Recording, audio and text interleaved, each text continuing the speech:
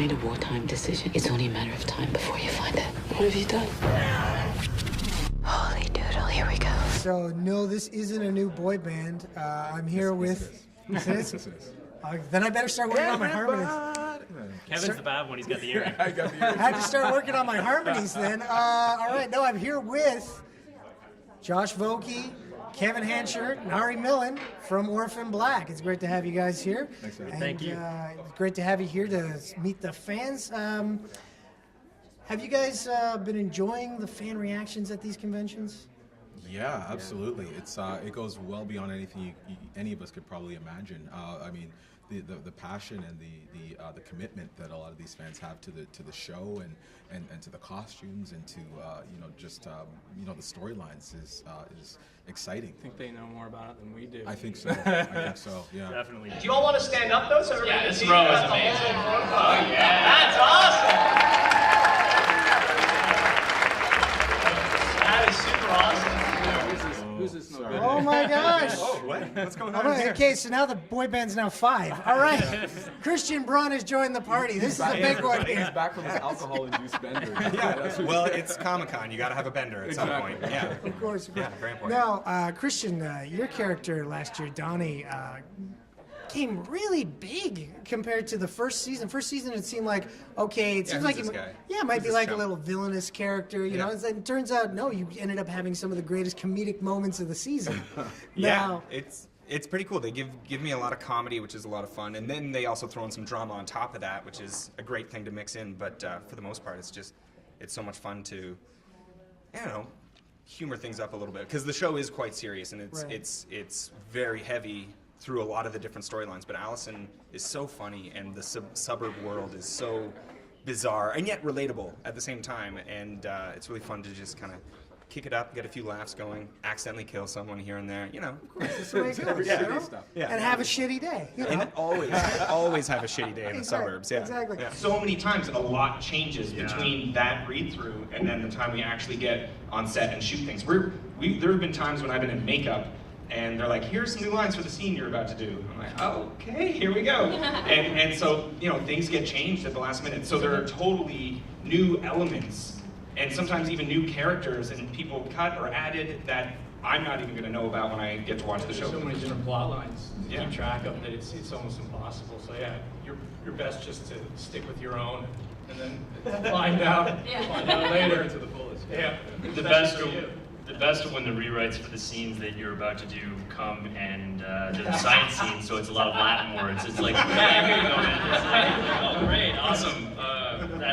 How do you say that? That's got 7 syllables. It's like, man, rolling, go. I mean, that's one of the great things about working with Tat and working on the set is that if you feel the urge to improv, just go for it. You just sort of give somebody a little head nod or a wink, saying, I'm going to try something this take, John. And John says, go for it. Some scenes lend themselves to that a little bit more than others. A lot of the stuff that this guy over here does with that, I mean, it's when I see the takes and the outtakes, it's insane. But they always encourage that kind of thing on the set, which is part of the joy of working here. They had one scene in particular for Tat and I in the second season. They just wrote what they wanted us to do, and they're like, okay, we're going to set up a camera, and you just go. And that was the whole episode 209, the burying Dr. Leakey in the garage thing. Right. So they basically just gave us a really, really oozy, bloody corpse. And they're like, okay, TJ Scott was directing that one, and he was like, okay, I'm just going to park the camera here, and we're just going to let it roll. So you just wrap up that body how you think you should, say whatever you think you're going to say, and we're going to get this whole thing done. And we just had a blast. We just went to town, and that whole opening scene, and they cut it accordingly, but we're just having a blast going all improv. It was great. And Tat is an improv genius. So. As an actor, I mean, I trained in the theater, and when you work in the theater, you have a script that goes from A to Z, and you know exactly where your character's going. A to Z. I like to work in America as well. America. So you know exactly where your character is going.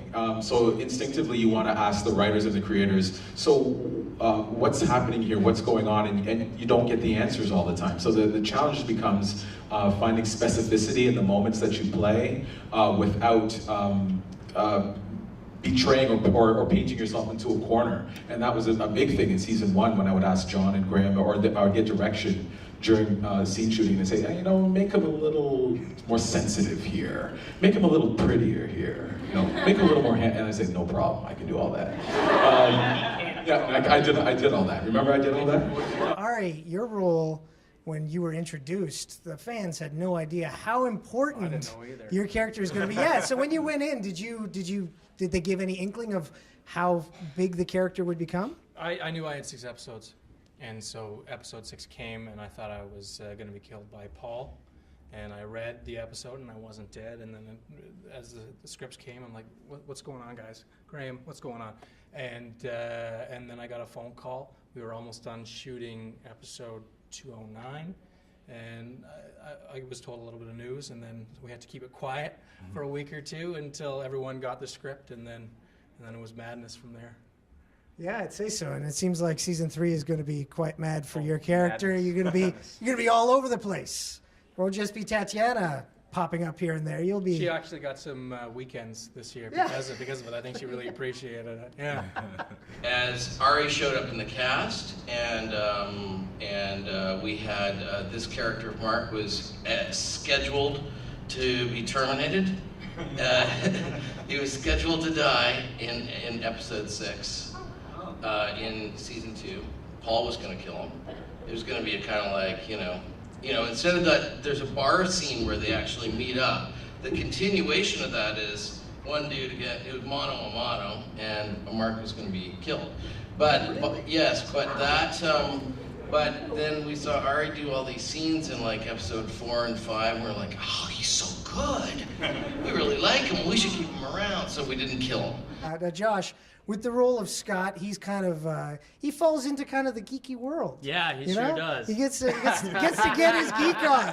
He sure does. Nobody geeks harder than Scott on the show. No, absolutely not. Now, yeah, it's one of those things where, you know, you become an actor, and I guess when you're a kid and you're into all this stuff and you're really into Lord of the Rings and computers, you figure, you know, unless I get into doing this for a living, it's like, when is this ever going to be useful knowledge? It's like, it's all useful. Let me tell you, being a geek is something you can turn into a professional living. I did it. I'm doing it right now.